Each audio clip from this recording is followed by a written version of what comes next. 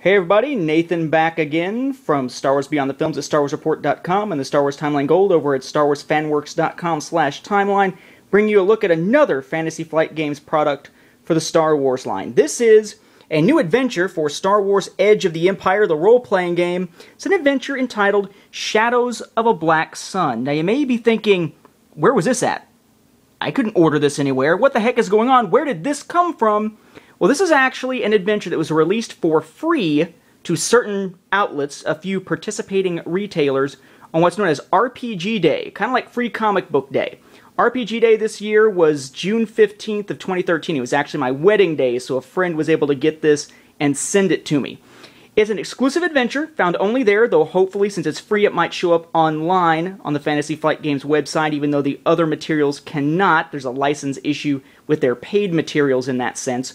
We've already taken a look at the Edge of the Empire role-playing game beta book and the beginner game. And what you get here is something designed for new players, so it's kind of like what we got the beginner game. Think of the beginner game as having all those different character folios and the adventure and sort of the quick rule book and whatnot and the maps that are necessary, and sort of roll all that into one and make it a little more succinct, a little bit more for those who have played RPGs before but maybe not this one before.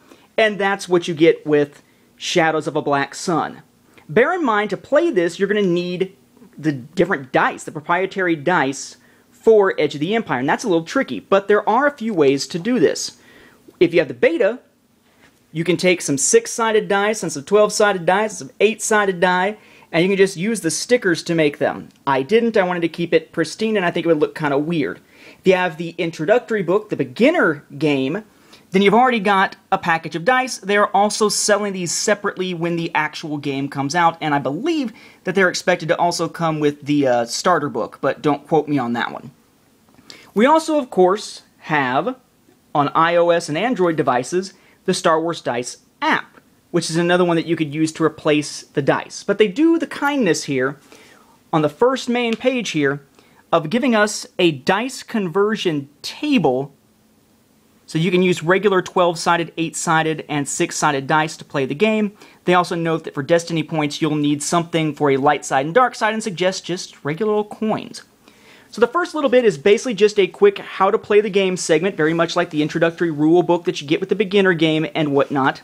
Then we get into a quick profile of Coruscant, kind of like you'd see in, say, the Essential Atlas, followed by some new characters. We get 4 pre-generated characters this time around, kind of like we did with the folios back in the beginner game, except these are a little bit less extensive because they're not designed for character development so much as just to have characters to play with at the time. They're not teaching you character development at this point.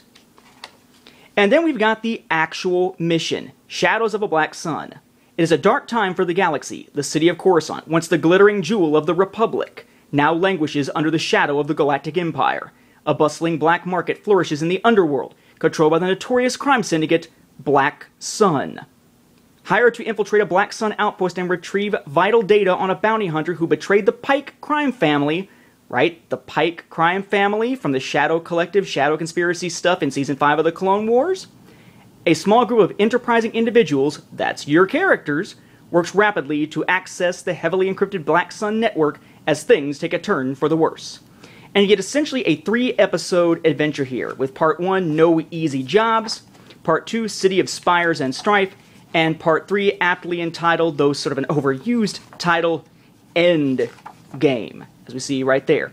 And of course, along the way, you've got the maps of the places that you need to go, some good guidance for the Game Master, nice artwork, really kind of a cool little product. I was very surprised to see something about 40 pages long with this much depth to it, for beginners, for free. I was very impressed by that. I think Fantasy Flight Games did a really good job of showcasing what the game can be with this book.